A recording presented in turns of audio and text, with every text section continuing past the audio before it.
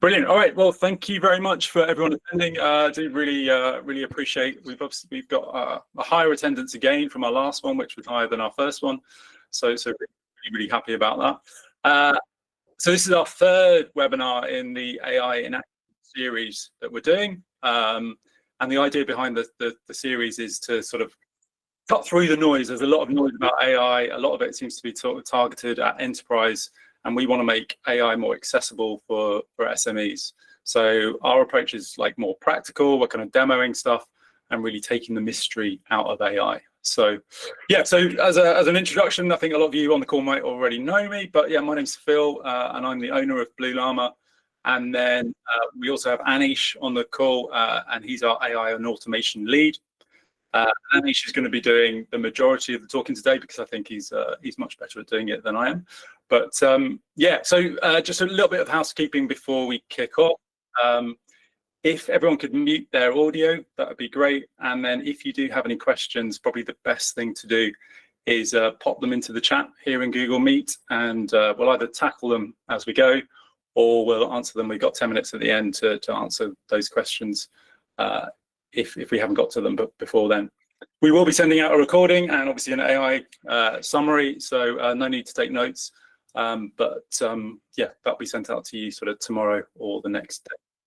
So the title of the presentation today is how to create AI assistants to support your team. And the aim is to arm you with background knowledge so that you can understand AI assistants and how to create them yourself using Microsoft tools. So, and I'm going to use the word or the terminology AI assistants interchangeably with chatbots, because that's basically what we're talking about here. So to go on to today's flow, so I'm going to kick things off with a short amount of time just to talk about what we mean by AI assistants and kind of introducing the kind of user cases. Then I'm going to hand over to my colleague Anish, who's going to talk about this concept of the Copilot. So taking you from very simple chatbots, simple AI assistants like that can be used to help you in your role, to bigger ones for teams, and then also looking at enterprise assistants. So their sophistication, their time to develop, and their cost kind of increases. But really, with the personal assistants and to some extent the team assistants, we should be able to arm you by the end of this presentation with kind of a very quick understanding of how to create those within Microsoft. And then, as I said, I missed out point number 6. You can see there on my slide, but we'll have like a 10-minute Q&A at the end. But do pop any questions into the chat. So let's start off with a definition of what an AI assistant is. So I'm just going to quickly read this one out. So an AI assistant is a conversational, knowledge-aware tool that understands your language, references your organization's content, and provides relevant answers or guidance to help teams or customers get things done, typically delivered through an app, portal, or website. Okay, so let's break that down a little bit. So what do we mean by conversational helper? So it understands human language, like we've all used ChatGPT on Copilot, I imagine, on this call, and there's that back and forth flow of a conversation. So it remembers the context of the discussion. There's questions and answers. So you can ask it a question, it comes back with an answer, but it's always good to prompt it to ask you questions to sort of get a better understanding. And the aim of the chatbot is really to be helpful and to guide you. So it's designed to explain, guide, and support using provided knowledge. So this is the thing, where you're using generic chatbots like ChatGPT out of the shelf, it doesn't understand your business. So we need to feed it information such as your products, services, policies, procedures, all that kind of stuff, depending on how you want to use the chatbot. And then it's got a background understanding of your company.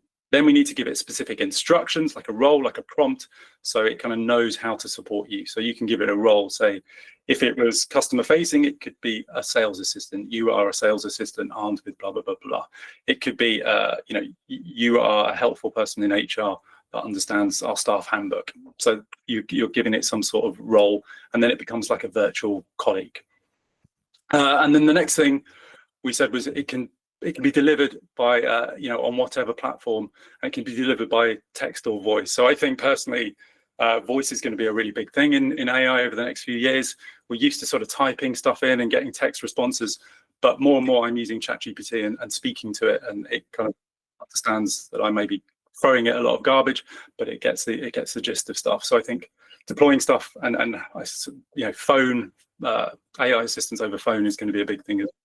And yeah, we can deploy them. So we could deploy them via phone. We could deploy them, as we'll be seeing in this conversation, a lot of Anish's demonstration today via Microsoft Teams, but it could be a website, it could be within WhatsApp or any other app. So deploying these chatbots, they can be deployed through lots of different mechanisms.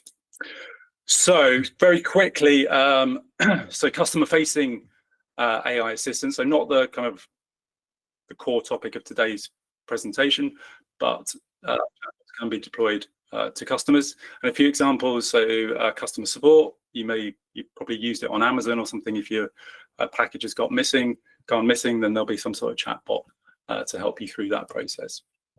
It could be a sales assistant, again, armed with information about your products or services, and it can talk the customer choosing the right product. Market education, so we're using these kind of, we've built one on Broadland's website where it's like a lead magnet. It understands the local property market, and so people can ask questions of it there and get good feedback. We're also building a mortgage comparison website, and we understand that first-time buyers don't really understand mortgages, so they can use a chatbot to sort of educate themselves and understand about the products that they're looking at. Now, more so about we're more talking about internal AI assistants on today's call.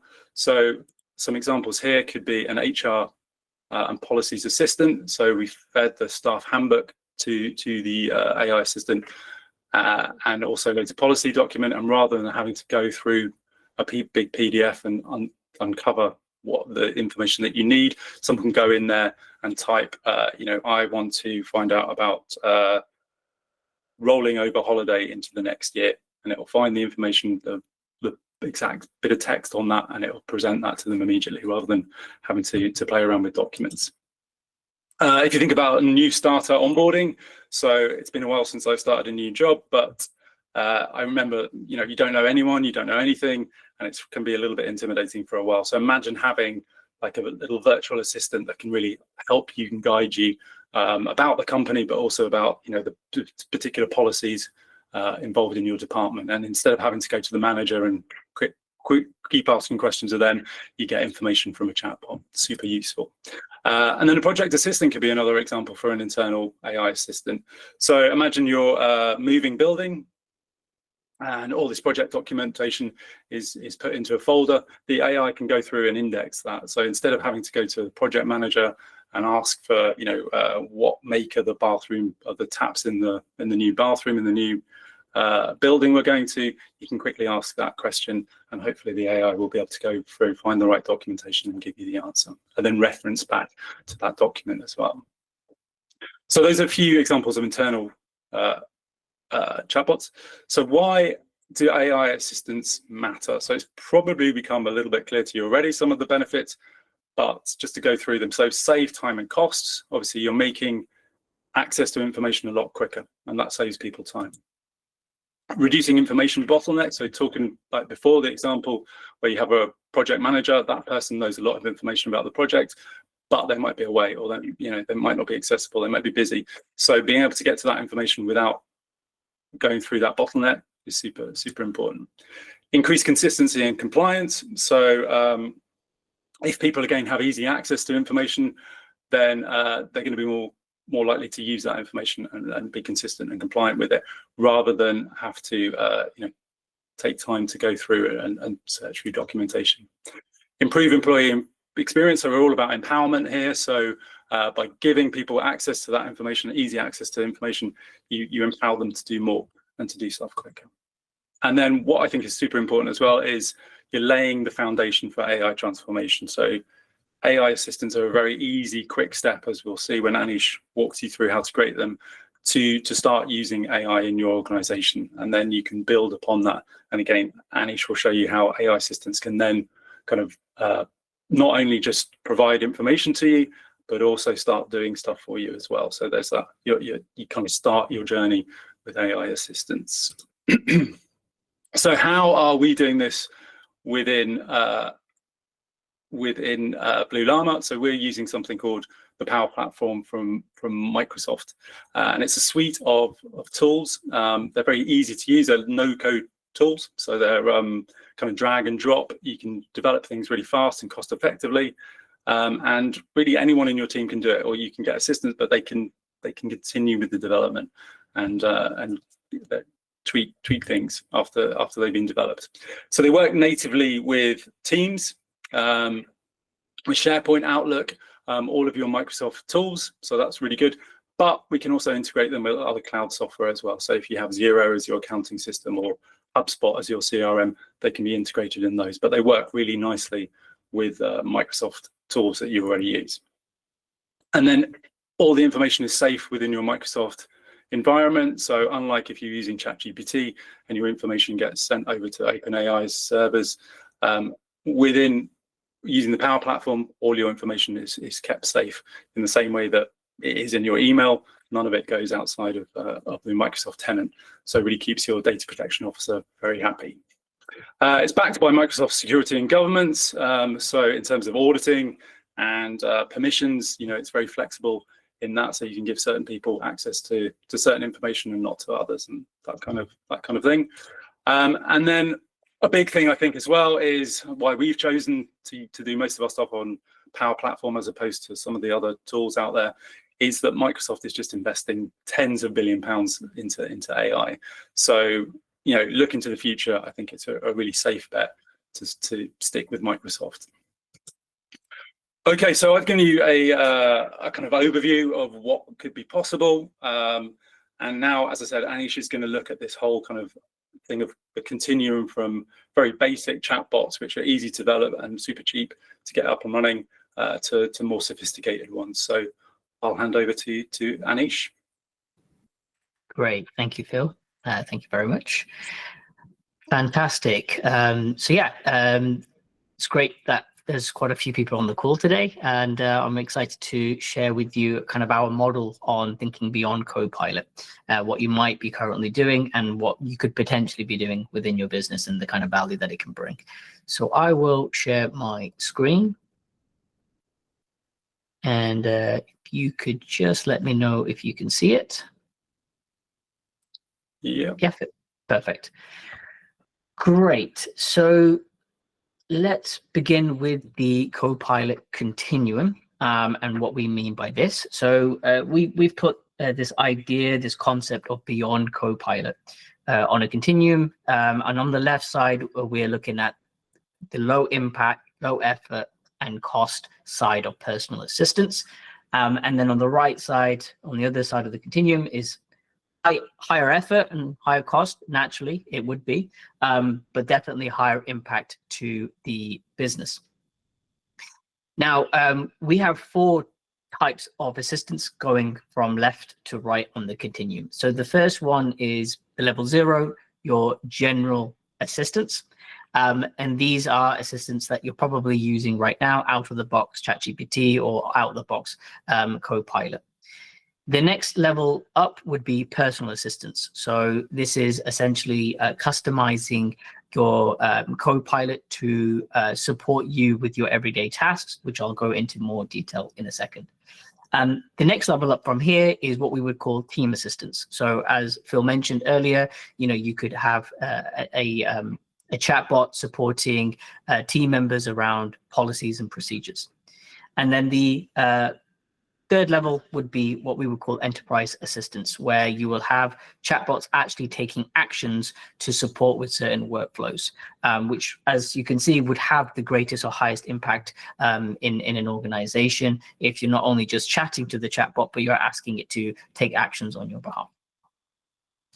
So when we look at general assistance, I look at it from 4 different perspectives. One is the use cases, then looking at the benefits, the costs, and time to implement. So hopefully this would be quite useful for you to know about for each assistant.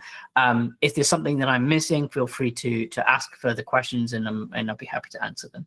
So looking at general assistance, the main use cases that you're probably doing already is working with ChatGPT or Copilot to brainstorm ideas, content drafts, whether it's to do with an email, a LinkedIn post, for example, but just very kind of sporadic as and when you want. As Phil mentioned, you might even just jump on and have a voice call with it and discuss questions and ideas with it, or do some quick research. Benefits: zero setup, fast learning curve, and what we're noticing with Microsoft Copilot, it exists in all your current software. Costs: if you don't know what the costs are, I think it's useful. So if you already are using Microsoft Suite, you would have access to the Copilot within it at no additional cost. If you upgrade it to the £23 per user per month, you get some additional tools with it. And time to implement: if you're already using it, you can see that it's less than a day of accessing it. If you don't have a license, then maybe you'll take anything in between a day. So I'm not going to dig deep into that. I'm making a big assumption that everyone is accessing ChatGPT or Copilot. They work in similar ways. We're focusing obviously on the Microsoft Suite here, so we'll just heavily focus on Copilot. So now I'm going to go into where I will start to provide a demonstration of thinking about the next level, so level 1 and level 2. So when it comes to personal assistant, these are tailored AI chatbots for your particular role that learns maybe your tone or your tasks, that can support you with kind of doing specific work. So it really helps with your level of productivity. So the way I see it is like role specific writing could be an example of a use case. So let's say I'm in the marketing department. I know I have to write a newsletter, and my process right now might be working with ChatGPT or Copilot to share ideas and go back and forth. But having a personal assistant could help me save time in getting that newsletter maybe 4 or 5 times faster than what I would normally do. So this is where the value of personal assistants can come in. As mentioned, yes, 3 to 5 times faster in content creation is seen across the board. You can really support in understanding your organization, your market, the context, the area of focus that it needs to work on. What we've also understood for the research, the pricing stays within the exact Copilot suite that you have. So if you're using Microsoft 365, your team members can create personal assistants at no additional cost. Why I put time to input 1 to 2 days: when you're looking at creating a really solid and effective personal assistant, you want to spend time upfront investing that time to get it to a level where it really does deliver that value that you're looking for. Now, I'm going to show you one that you can create in 30 minutes or even 5 minutes, and it's very simple to do. But to create a really effective one, you want to have the main components in place to ensure that it does what you need it to do. So I'm going to show you that now.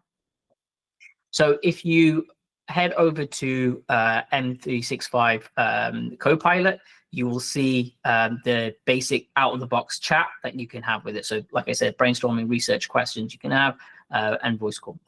Here you can create your own agents. So if you have access to it, you'll be able to see create agents. And if you click on create agent, you'll have something that comes up like this. So you will be able to add the name, the description, the instructions, and the knowledge. So I'm going to share with you one that I've already created as part of the demo. So here is for a demo company, it's a newsletter personal assistant. So let's take on the use case that I have to write a newsletter every month or twice a month for my company. So what we do when we're creating a personal assistant is obviously we give it a name, we give it a description, but where the real magic happens is in the instructions. And most people, I think, get this a little bit wrong. They kind of create a generic instruction or a role. What I like to do when creating a personal assistant is keeping it very contained and workflow based in the way that I would actually create maybe a newsletter or a piece of content. So what I've done here is I've explained the role, what the goal is, a little bit of knowledge content here, but where I really focused on is on the workflow. So here is some example things that I've mentioned. So tone and style, British English only, friendly, clear, and professional, always be informative, short sentences. These are the 3 call to actions that I would always consider in a newsletter. So join the community, schedule a discovery call, maybe download the template or playbook. This is the workflow that I would like it to focus on. So it should always start with step 1. So ask the user for the newsletter idea or theme. Step 2, direct options. So give me 3 or 4 options that I can play with. Iterate with me. So if I don't like that option, let's get some feedback, and then go to step 3 to give me some subject lines. Then step 4, draft a body. And then we will have step 5, which is feedback loop. So we'll iterate, go back and forth, and until we're happy, we'll do one final polish, and then I can then copy and paste that into maybe the software that I'm using. In addition to that, to really ground the knowledge, we can also add documents or URLs to our knowledge base. So here, for example, I have just basically created this demo company, where it's an AI automation agency for educational institutions. I've given it company profile. I've given it some things about the target audience that I'm interested in. So what we can do is we can copy the URL. So this is just a Word document that lives in Drive or SharePoint. And I can then paste that here, and I can add that in as a knowledge base. In certain Copilots, based on an upgrade, I believe you can also add attachments to support with the knowledge base as well. I've also added a suggested prompt, which is let's start. So I'm ready to start on this month's newsletter. And I know because it has the step-by-step process, it will start with the very first step, which is to create the idea. So I'm going to go ahead and show you an example. So I'm going to click update.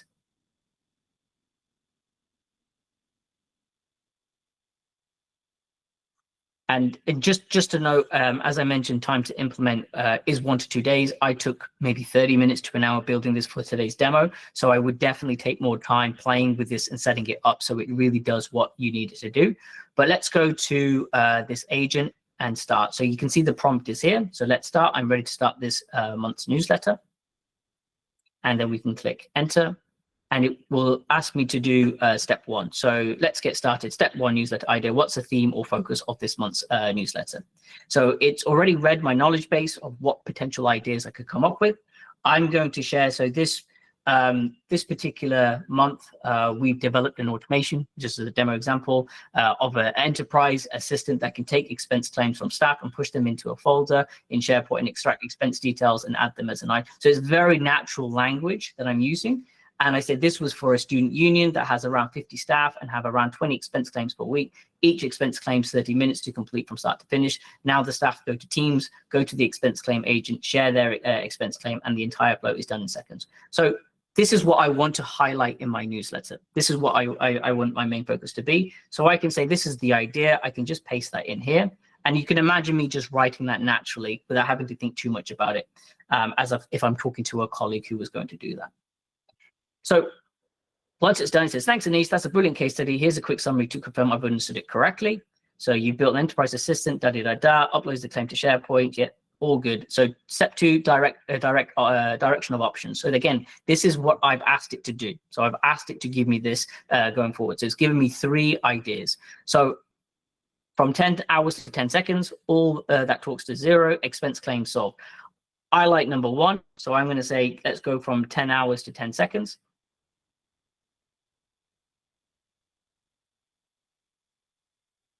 And then it's given me some subject lines to play with. Again, part of my step-by-step workflow. Here are 3 subject ideas to match. So how a student union save 10+ hours a week with AI. Expense claims in seconds. I think number 1, again, probably better. I can also tweak the subject line to be more playful and use the prompts here. But I'm just going to go with subject line 1.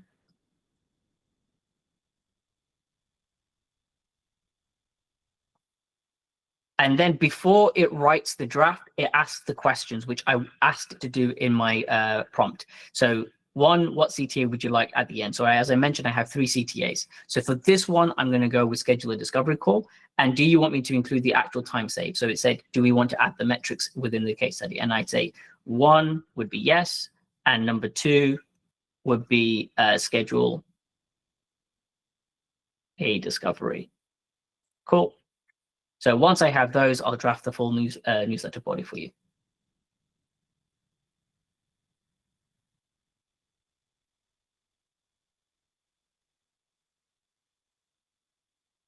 Great. So, and this is the framework that I've asked it to follow. So start with the frustration, the breakthrough, and the result, and then have the call to action there. Again, it's short and precise as I've asked it to, but if I wanted to be more detailed, more towards the tone of language or maybe playful based on my audience, I can do that. So I can play with it as much as I want. And again, like I mentioned, if you take the time to invest in building that personal assistant and constructing the prompt in a way that really does do how you would normally do a newsletter, you can get it to that level where, with the way that I've just played with it now, can have that level of output.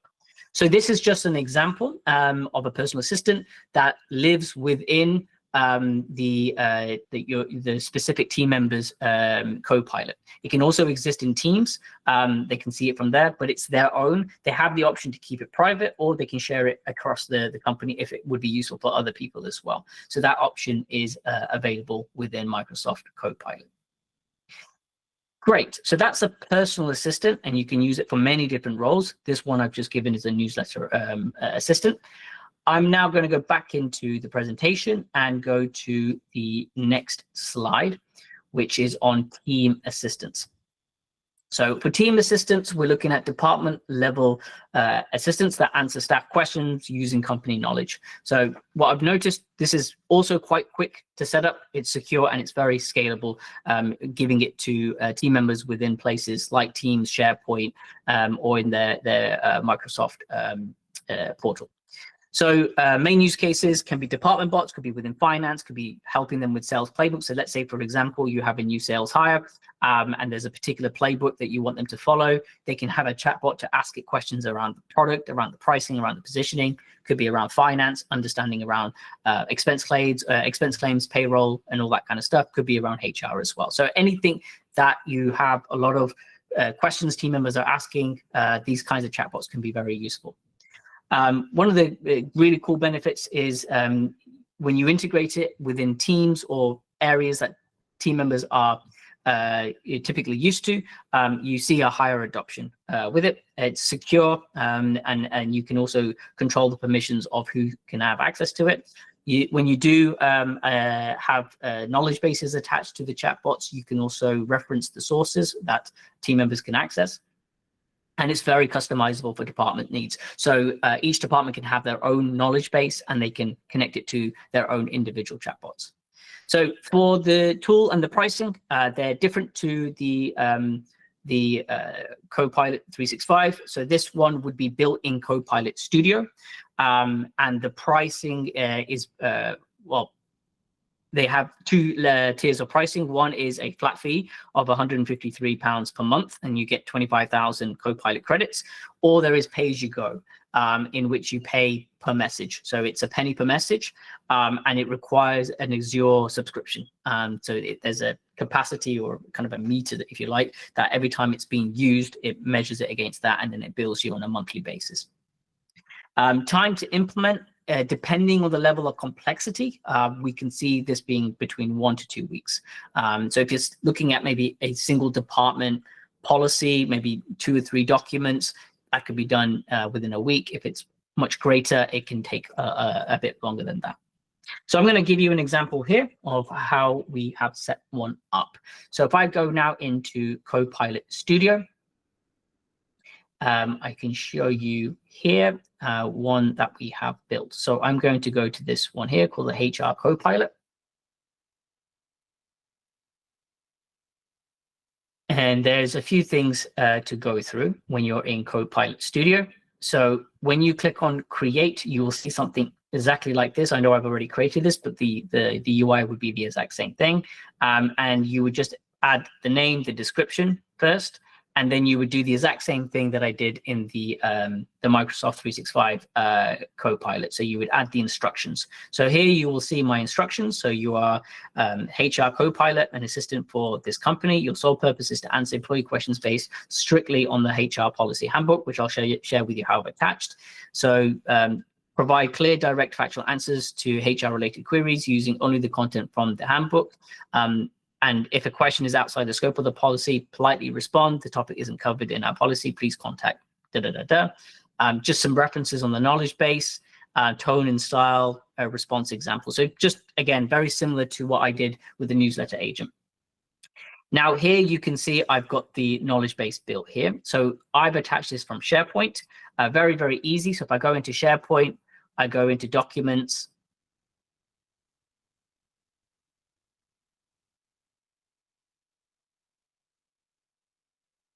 Just give it a second to load.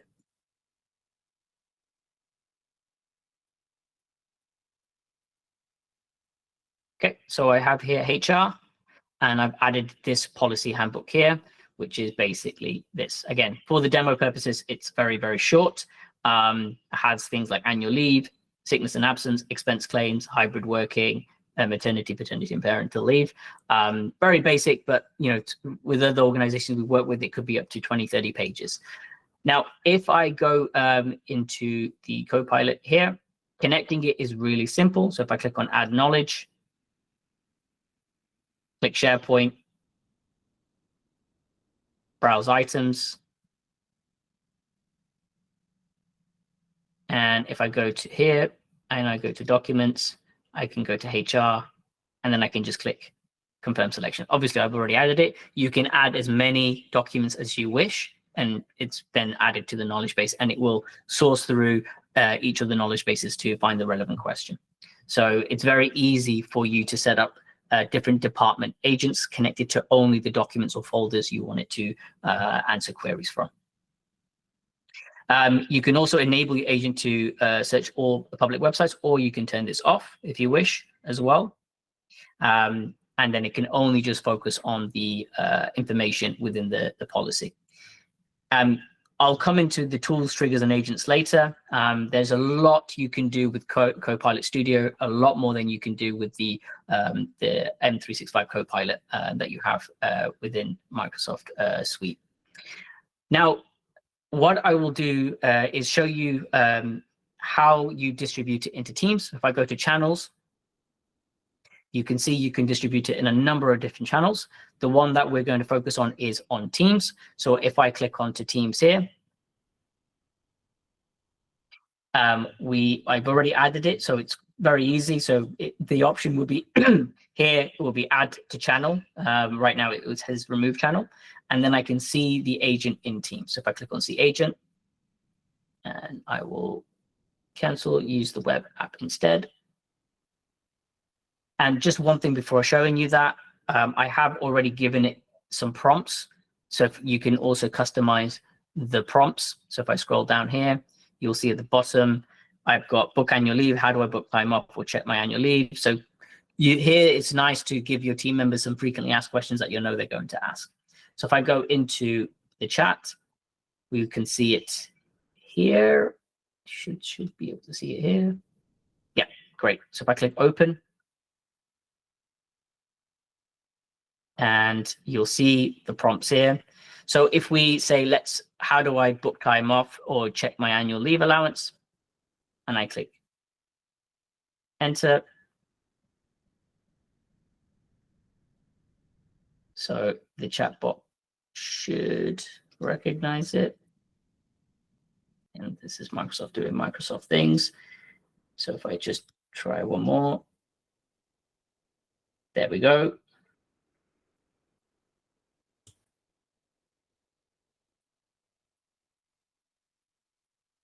And as it's coming up, I'm just going to go to the working policy. So you can see here, it says office days are Tuesday to Thursday with Monday and Friday as flexible remote work days. Core hours are 9:30 a.m. to 4:30 p.m. And if we go to the actual chatbot policy, it's the actual policy, and we just do this together so we can see both of them working in tandem. So if we go back to the chatbot here, and we just open this here. So if we go to the hybrid hours, so you can see Tuesdays and Thursdays, office days, so standard office days are there, so it's picked it up correctly. Monday and Fridays are flexible. Core hours are 9:30 a.m., so 9:30 to 4:30. So it's got it correct. Let's just do one more. So tell me, what are the perks at this company? I'm sure people will be asking that in the company. So if I scroll down, we can go to perks. We can see, hopefully, it will pick up £250 annual learning allowance. Yeah, for courses or certifications, access the cycle to work scheme. So it's picked up exactly what we were hoping it to pick up. And you can see it's referenced it from the right place. And if people want to click it, they can click it and they can access it as well. So this is what we would consider a very, very basic team assistant. And again, it can be a lot more complex, a lot more sophisticated for different purposes. Great. So now we're going to go to where like significant impact can happen is enterprise assistance. And for me personally, this is quite an exciting invention from Microsoft. And the reason why I say Microsoft, I know there are a lot of other companies doing something similar. What I like about the way Microsoft is doing enterprise assistance when it comes to allowing them to take action is how well it connects to the rest of the suite of tools in Microsoft. So, you know, you're looking at everyday actions that are being taken, whether that's in SharePoint, Excel, Microsoft Word, you know, even outside your ecosystem. Like, let's say you need to process something in Xero, you can do it through Copilot Studio, which is very, very exciting. So use cases, workflow bots, HR ticketing, CRM updates, expense claims, anything like that. Can be used organization-wide. What's really cool is that it's fully audited, a lot of different workflows to ensure that approval mechanisms are there. So let's say, for example, you're going to take someone's expense claim. Obviously, there needs to be some level of approval there. You can do that within Microsoft Copilot Studio. And you can just imagine the level of time savings that it can create for a company if the assistants are taking action on behalf of team members. So the price is the exact same as the Copilot Studio or the team assistants. So there's no difference. You can do pay as you go, or you can pay the standard rate of £153 and £80 per month. In terms of time to implement, when it comes to actions, you'll see in a minute that they use two functions. Well, at the minimum, they're using two functions within Copilot Studio called agent flows and topics in order for it to assess. If you're looking at a very basic one, it can take up to 2 to 3 weeks to develop this because it's so important getting the right conditional flow when it comes to actions within Copilot Studio. I'm going to give a very short demo on this right now, so you can see how it works. So if I go to home, I'm going to show you one I created earlier called an expense claim bot. The purpose of the expense claim bot is basically if a team member it wants to claim an expense, they can use the chatbot that can exist in Teams for them to do that. And you can narrow the focus of this chatbot simply to do this workflow without it going into any level of hallucination. So the way that I've done it is you can see here, whereby I say your flow. So this is a very, very basic one. So when the trigger, this is the topic, analyze expense claim. So what I'm doing here is the very first thing that the chatbot should ask is, do you want to submit an expense claim? And we use conditional responses, so yes or no. And if it says yes, then it goes to the next topic, which is to analyze the expense claim. So it says upload your expense claim, and it will process it and understand it. Then it will return, it will read the expense claim and say, okay, here's what I found, the item, the amount, the date, and the category. And then it will just ask if I'm correct, like the AI would say, am I correct? And if the user says, yes, it's correct, then call the next topic, which is to add the receipt into SharePoint. And then after pushing the SharePoint, you can start it over again. So I'm just going to show you this very quickly. So this is connected to SharePoint and Azure AI Builder that processes the receipt. I'll show you an example of the receipt. So you can see this is just my own ChatGPT receipt. So you can see here. So you can see the amount, the date, so $24 that it was taken from. So if I go in and say hi to the chatbot, would you like me to process an expense? So here, Copilot Studio is showing you how and the flows, if it's picking up the right flow. So I would say, yes, process an expense. Then it will go to the next topic, which is to process the expense claim. So it will say, please upload your expense receipt. So I'm just going to drag and drop that over. and then just upload it. And then it will return what it finds from the receipt.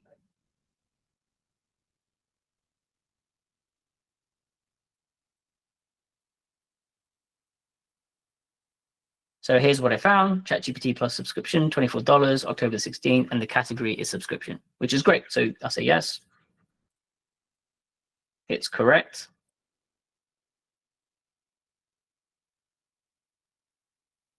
And then what it will then ask me is, would you like me to upload this to SharePoint? So do you want me to send receipt for approval? And I will say yes. And then it will take that document and it will then add it into SharePoint folder. So it says your receipt has been sent for approval, and then I've just put this path to show me that it's done. So this is the folder path. So that was more for my own testing. So I can see that it's put it into the expense folder and it's labeled it receipt and it's done it correctly. And then it says, do you want to process another expense claim? So this is just an example of how the enterprise assistants can take on actions for you to save your team and your company a significant amount of time. Great. So moving on from here, this is just an example of how we see tools being connected to create a particular chatbot. So you might have an agent, whatever you might want to call it. And in order for it to work successfully, you might first look about building it in Copilot as your main building ground for the actual chatbot. Your knowledge base, you need to think about it. Could be OneDrive, it could be SharePoint, but you need a repository for the knowledge base to be connected into Copilot.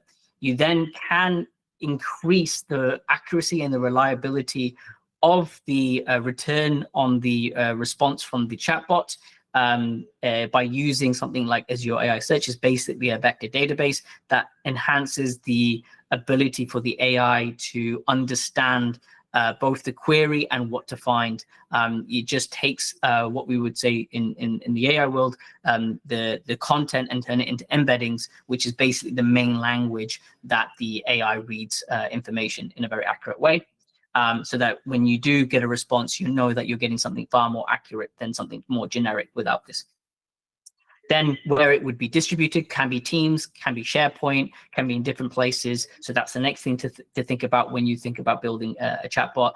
And then what we would definitely suggest is having some level of insights or monitoring on the impact of the chatbot, its usage, its the kinds of questions, and most importantly, the gap. So what the gap of knowledge in your knowledge base is. So people might be asking questions that you haven't thought about in your knowledge base that you might need to consider adding and updating. And something like Power BI can support you in generating those insights and seeing, both on the feedback of the chatbot and on the gaps in your knowledge base. In addition to that, we do also think about governance and security. And again, this is, as Phil mentioned, a really good reason why we suggest building in Microsoft from a business and internal process standpoint.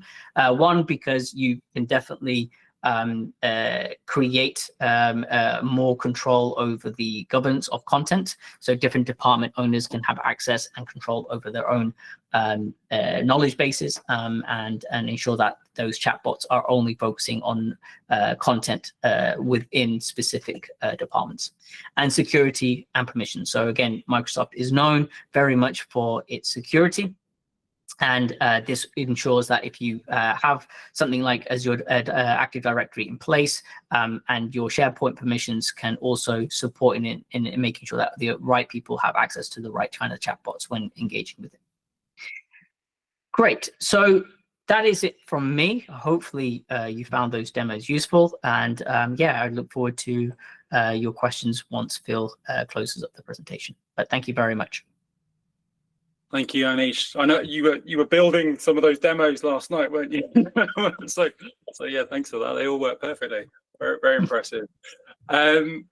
Yes. So can you see my screen? No, I need to share my screen, don't I? First of all, that'd be helpful. 1 second.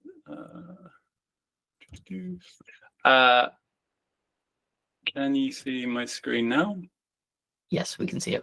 Perfect. Okay, so very quickly before we go into questions, so Anish has kind of shown you how you can do a lot of this stuff yourself, which is really cool, especially with the personal and team assistance. But Blue Llama, we can get involved in helping you out with that one. So this is on the left-hand side of the slide there. You've got the done with you. So if you saw that and you thought, oh my God, yeah, I've got an idea. It'd be really useful if our team could have this assistant and we could feed it this info, blah, blah, blah, blah, blah.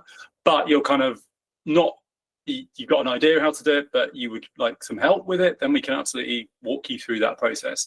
And we can kind of, what I think Anish is really great at doing is kind of understanding the problem and laying out the kind of the process that needs to happen, and you know, guiding you through how you might need to structure that documentation and the flows and the prompt and all that kind of stuff. So we can help you work with you to do that, and that should be like just a few handful of hours before you can get something up and running. And the benefit there is, yeah, it'll be built in a fabulous way, because we would have helped you out with it, and you'll have a fully working assistant, and you'll also be confident yourself in being able to tweak it over time and make improvements to it. So as I said, that's a small project from our side, probably around £1,000 or something like that to work with you if you've got an idea in mind to create something small for yourself or your team.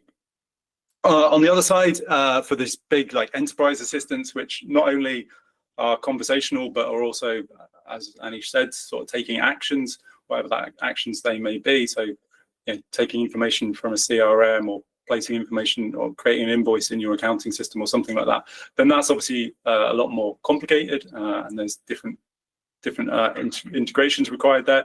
But we can do that for you. So we can scope, design, develop, test, and deploy that out to your Microsoft environment, and make sure that all the governance and security and everything is in place. What's cool with this done for you thing, especially, and I think most of the people on this call are Jersey businesses, so these kind of projects are really suitable for the productivity grant from the government of Jersey. Has £2.5 million-ish next year to invest in productivity projects within businesses. So if you can prove that your project is around productivity, is going to increase your productivity, you can submit a grant application and you can get 50% funding for that project. So we would actually help you as well in creating your grant application. We can write most of it for you, and then we think you have a very high likelihood of getting funding, but you really need to get in there as quickly as possible. The 1st of January is when the new round of funding opens, so if you can get your grant application in there sooner rather than later, you're more likely to get success, because this year it was very quickly oversubscribed. So yeah, if you do have any questions about that, then do drop me a line and we can have a call and discuss either of those options for you.